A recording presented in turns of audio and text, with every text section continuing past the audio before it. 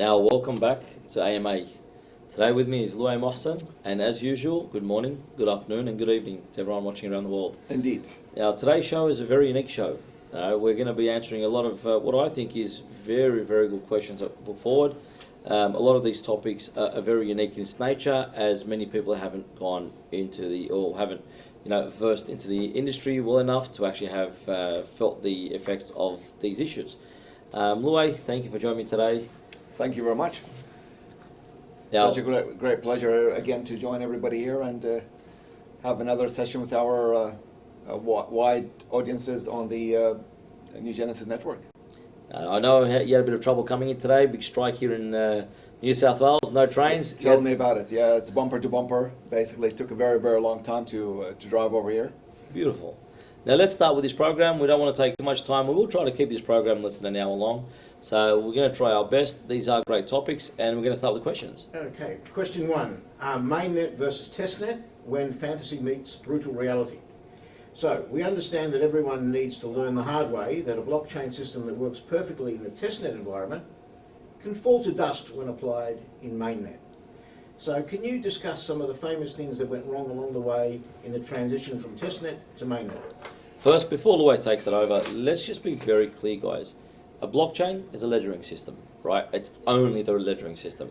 There's a lot of things that are required for the ecosystem. The ecosystem is very different than saying a blockchain. So if you look at the NuGenesis network, the NuGenesis network is made of a lot of blockchains, but even that's not even 10% of the core system. You've got a lot of integration, a lot of APIs, you've got a lot of software built in the back end that we utilize. So just be very mindful that just because a blockchain is in testnet, that doesn't mean the ecosystem is functioning or running. So we faced a lot of issues, and I'll let Louay take over, but I can tell you now, when we came out of testnet, it took us 3 months to get testnet to be really productive. Absolutely. Out of testnet to be very productive. Now, Louay, do you want to take over and explain a few things? I'm going to try to answer the question as best you can, but please not too long, because this is a very technical question. Absolutely, no, definitely. I know this is very, very technical. I'll just try to highlight the actual the challenges that we faced basically when we moved on from testnet to mainnet blockchain eco environments. Conceptually, basically, the more we can, the more efforts we put on testnet is good, but still there is a degree of limitations as we moved on to mainnet, because mainnet is basically based on the real environment, the real processing speeds, all the interfaces, all the interoperability, the scalability that happens on mainnet in terms of coping with the load volumes and all the actual speeds of transactions. We faced a lot of issues at that point in time, basically, because, as I said, the way we thought testnets are going to be the environment, and we were very happy in our success points and going through all the actual technical checklist and all the actual volume testing. It wasn't enough, basically. Now, going to mainnet, please. Let's talk about neighbours. One of the biggest issues we faced was the AI. Correct. We're utilising dual layer of AI, and one of them is to monitor the nodes.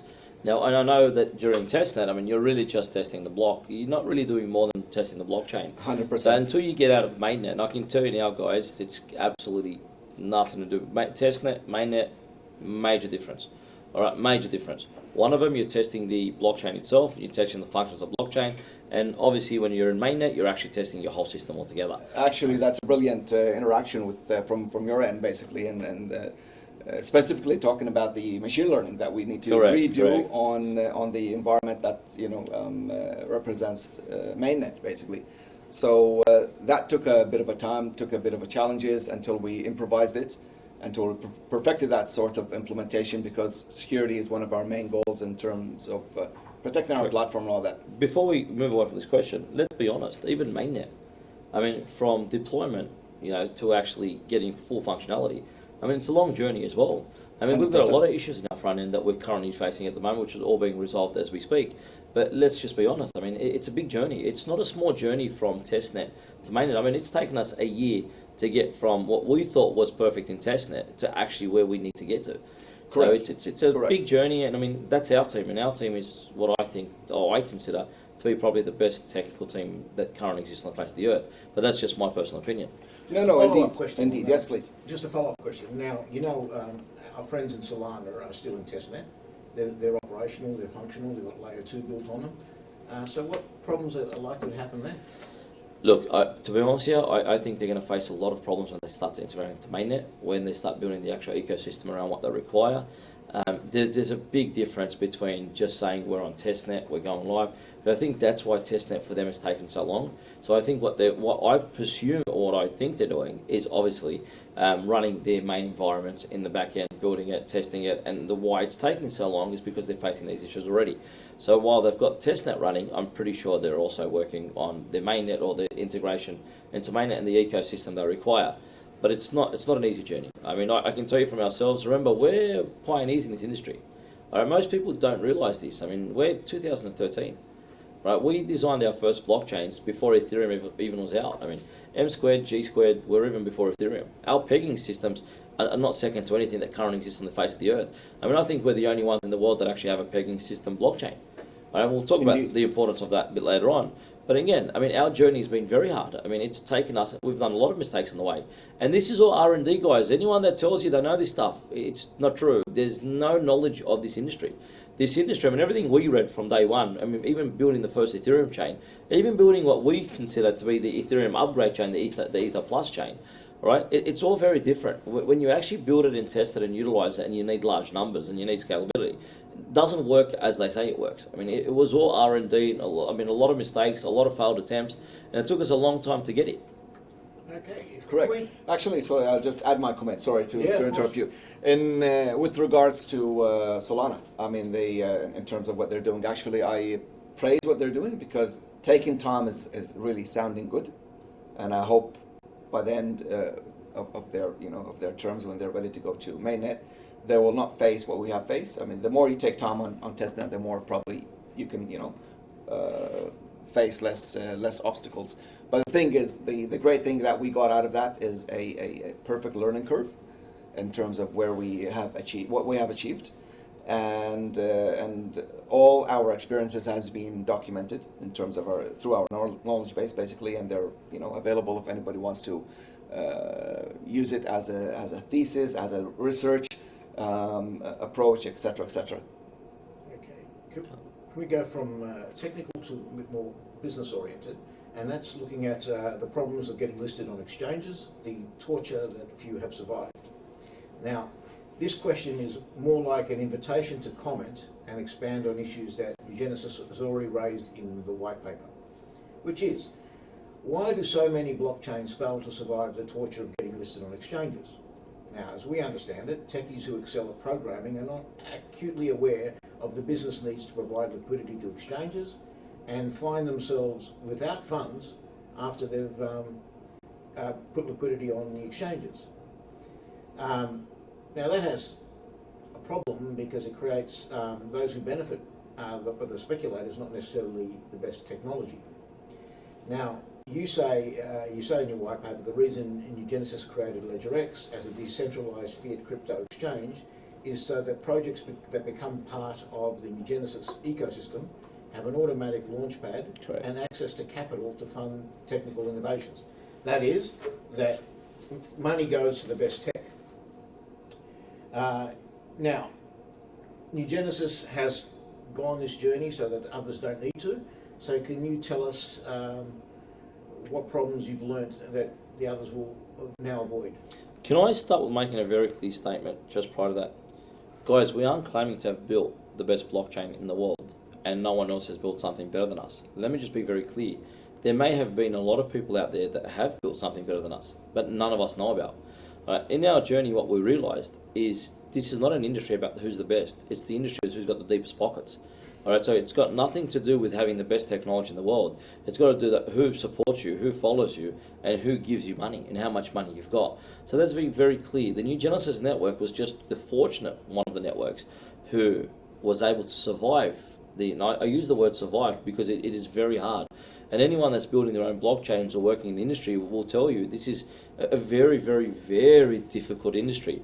I mean, me and Luay speak to a lot of blockchain developers and a lot of people who have technology that blows our mind. I mean, it's incredible technology. And I can tell you now, none of them made it anywhere. I mean, some have gone to Uniswap and PancakeSwap and, wrapped in. Imagine you having your own blockchain, complete blockchain, and doing wrapping on an ERC20 token or a Binance Smart Chain. I mean, it's absolutely insane. So let's just be very clear. This journey is very hard. It's very costly. I mean, let's just talk about basic intro into how you first get listed or get awareness. All right, and I'm going to be very clear and very open on here. All right, the cost of advertising. Let's just start with basicness, right? You build yourself this blockchain, you build yourself this network, and you're thinking to yourself, I can change the world, I've done so well, I can do this, I'm so proud of what I developed. Your first thing is you contact one of the newspapers, anyone. Let's say Cointelegraph, Bitcoin News, or Bitcoin, any of them, just you contact one of them. The first reply you get is, okay, who are you guys? Oh, we're new guys, we've done this, we've done that. Yep, we can't list you guys, we can't do nothing. We need you guys to have media awareness. So you ring up every media channel and they tell you exactly the same thing. So no one actually gives you an opportunity to go in. Then you find your local brokers who say, listen, we've got access to these channels, we can get you on, but we'll charge you one Bitcoin, which is 80,000 Australian dollars or 70,000, depends what time, to do you a couple of listings. And you say, what do you mean 80,000 a couple of listings?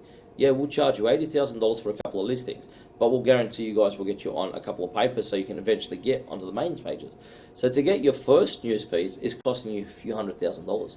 To get, I'm talking about if you're trying to go mainstream, right? I'm not talking about going into a podcast or doing something very small. I'm talking about actual media attention. We contacted many media channels, and in fact, the reason why the NuGenesis network ended up buying a lot of the media networks that we were utilizing and the social media channels is because we didn't want people that joined the NuGenesis network to fall through the same hardship. Because you require a few $1 million just up front to get standing. I mean, you're talking about innovation. The space of innovation should never have limitation. The day that innovation is limited is the day that we failed each other. All right, and this is why the LedgerX system and what we developed is very unique in essence. We understand the blockchain industry to grow. We can't have, please excuse the language, rubbish technology.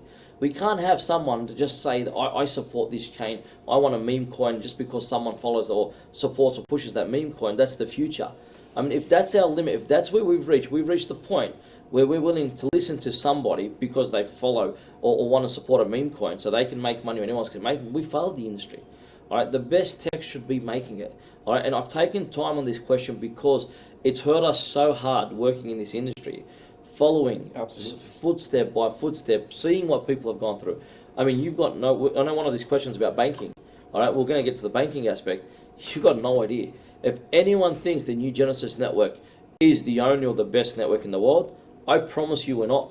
I guarantee you there are people out there, but unfortunately those people they're drowned, they're gone. All right, they can't survive. There's some tech that people were working on because of liquidity.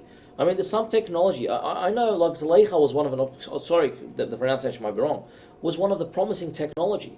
Right, a lot of technology was very promising, but unfortunately they lost them. Okay, put it this way: you jump on it, you don't know nothing about it. You think you've got tech, you've designed your blockchain, you've got coins, you've hit your first hurdle. They say, okay, we need liquidity to list you. What do you mean you need liquidity? We've only got $1 million or $2 million. Yeah, we need that to be able to list you, and then you start losing liquidity. You start giving out liquidity every. So by the time you actually get to capital raising, raising off the coin, you actually don't own much of the liquidity yourself. So yes, who's making money? The guys who first bought in. So your first I call them investors, and please, I don't mean it as an investor term. I just mean the first person who bought the coin, the second person that bought the coin after. They're the guys making the money, the uplift. Where the poor guys who worked their heart out and created the systems are now sitting with not enough money to finish the technology they first set out to do. All right, and even worse, you're on an ERC20. All right, you finished for tokens, you can't reissue tokens. You can't reissue. Imagine sitting in a company where when you need more equity, you have no way or ability to bring more equity into the company. Of course you're setting up the company to fail. And this is why the LedgerX system and even the crossover system, the bridges we built, were very important. And again, I do apologize for taking so much time. This topic I could speak about for a day.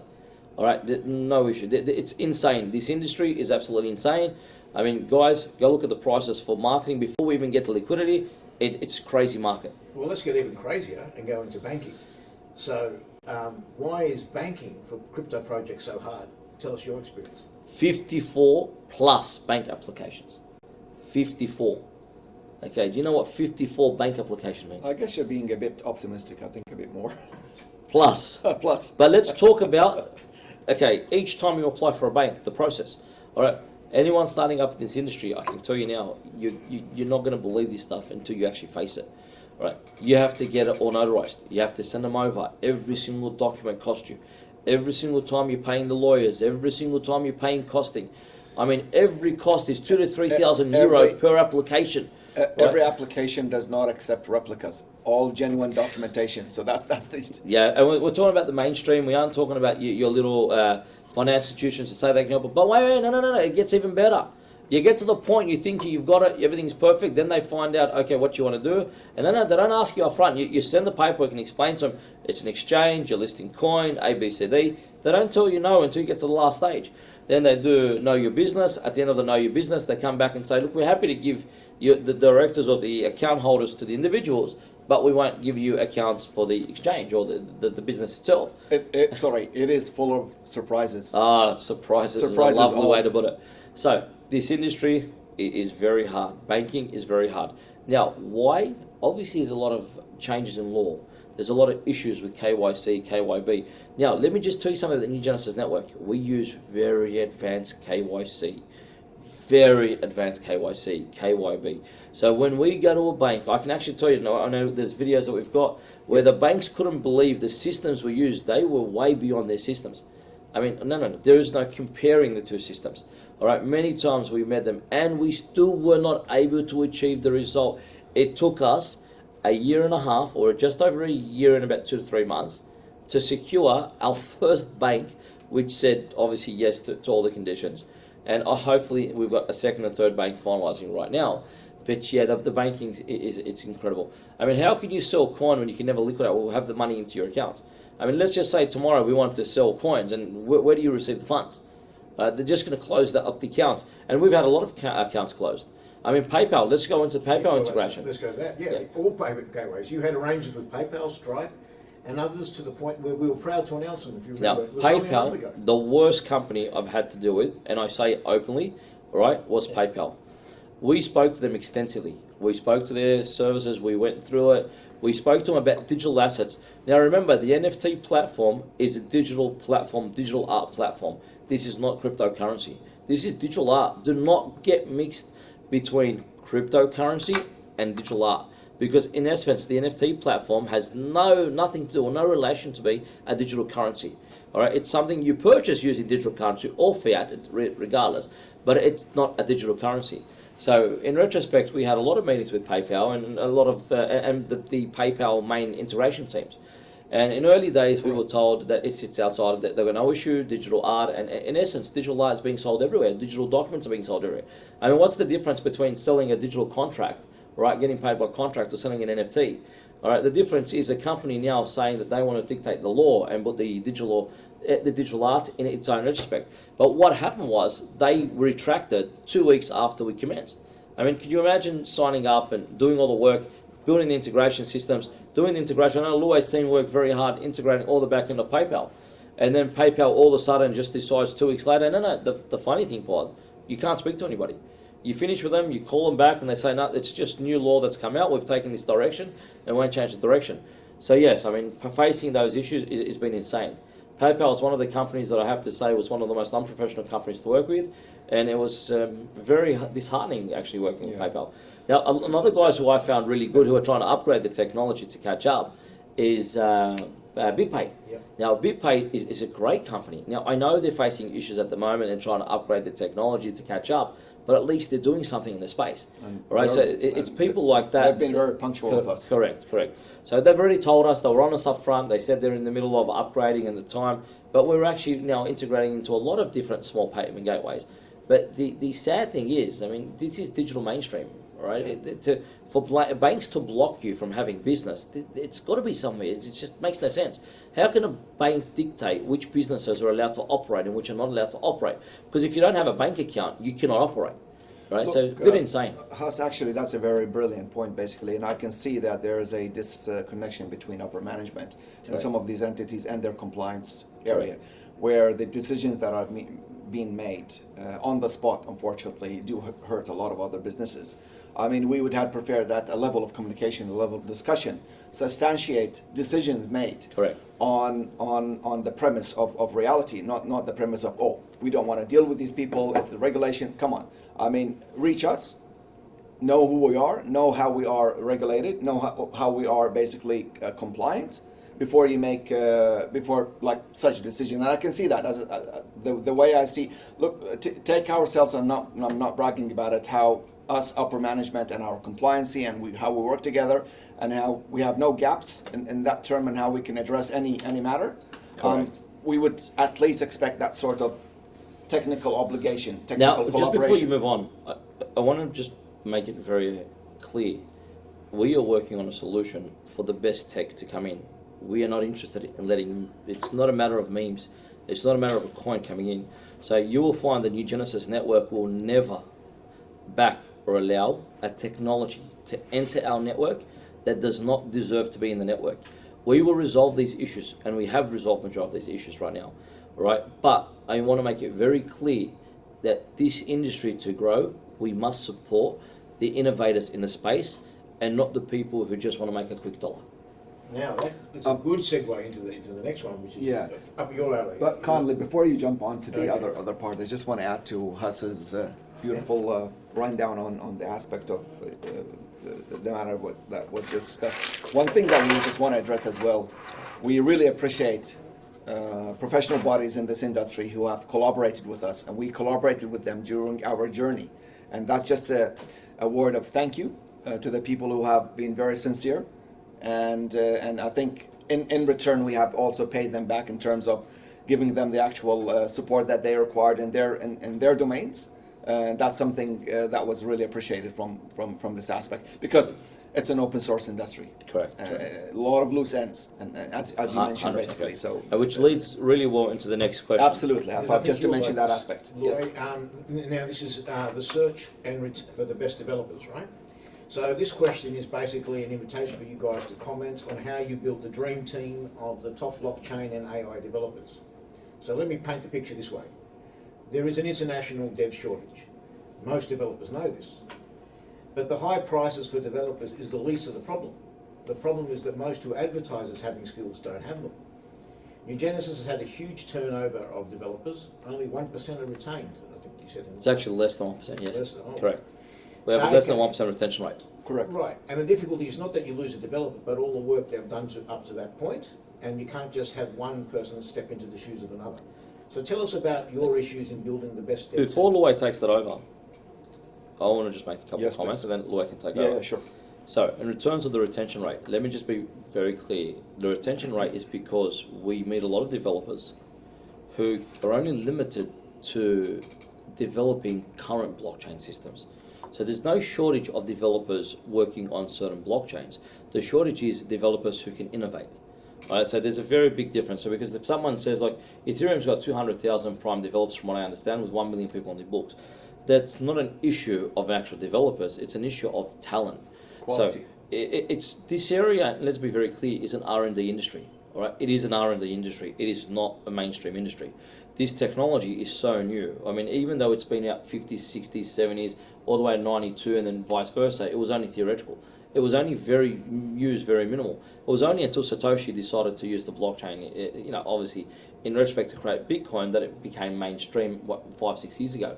I mean, even that, 5-6 years ago, even then it wasn't really mainstream adoption.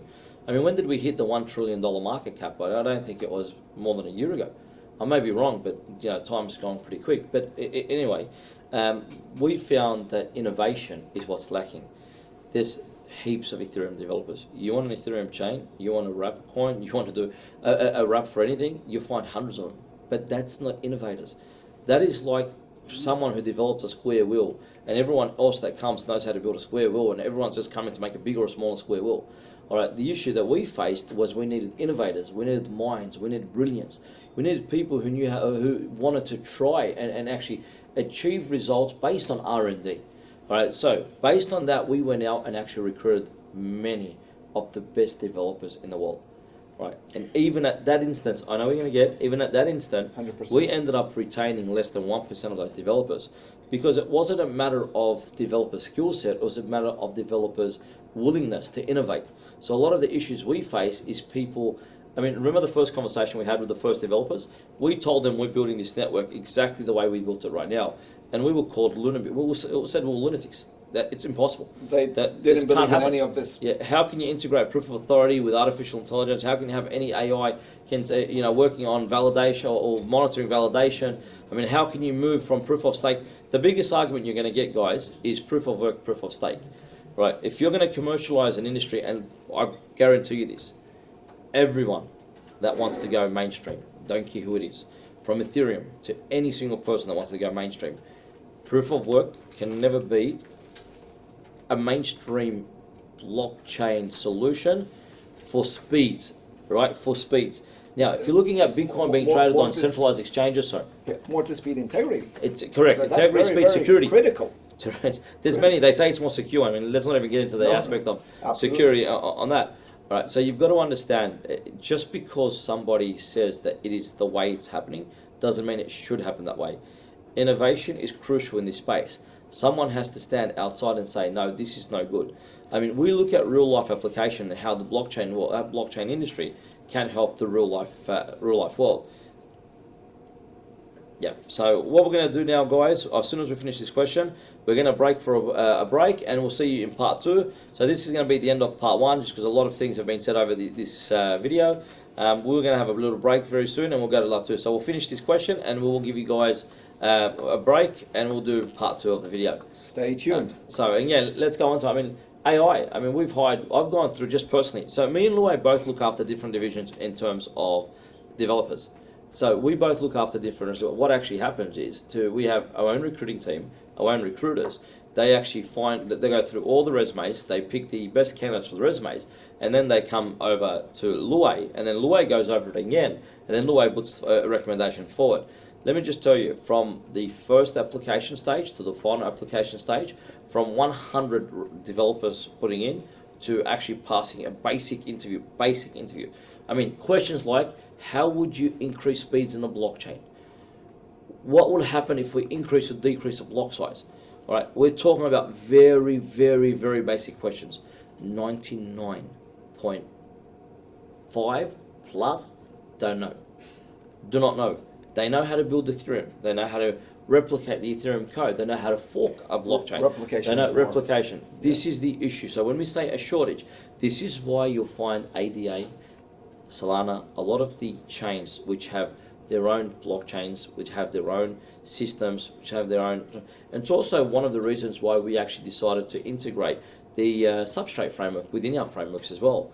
All right, so you've just got to know where the weaknesses, the strengths are. There is certain, and that's why even our network, we could source any blockchain and add it to the network. We aren't limited to a blockchain. So if someone builds a better blockchain for the NuGenesis network, that's an advantage. Because if we fork out that chain and we repair or we amend it to be more suitable for our chain, we can actually add it to our network to go forward.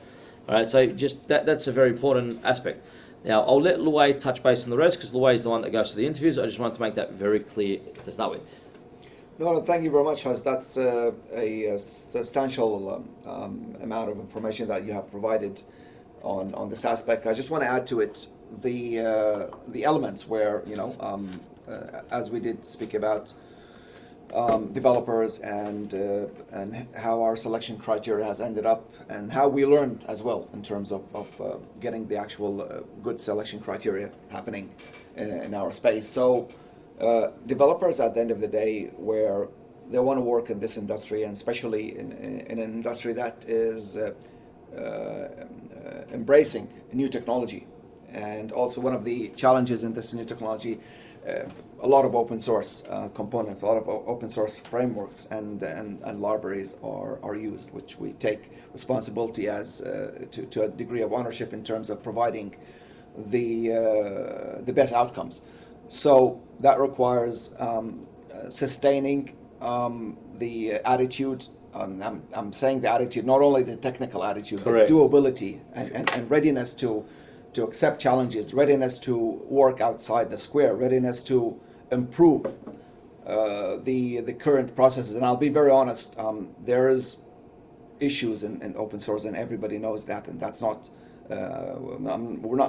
it's not ever meant that we're looking down at the concept of open source, but we have fixed some bugs that have blocked us at a certain point in time. Unfortunately, we could not find enough resources or references to continue our journey. We took the challenge, we fixed it, we continued, and we have got brilliant results in terms of what we have achieved to bring our technology to the level it is today at NuGenesis.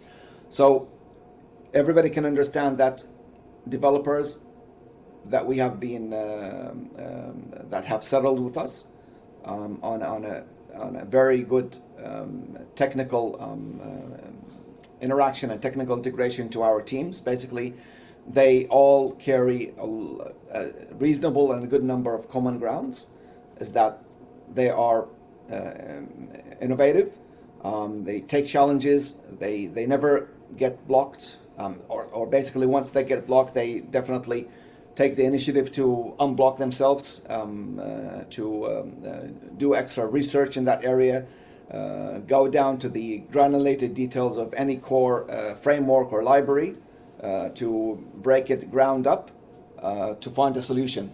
And now, we have been very, very successful on that aspect. I want to bring up something which you touched on that. We started off with over 300 developers, and now we're down to about 36 to 40 main. I'm talking about core developers. I'm not talking about core developers. Now, do you remember the first story?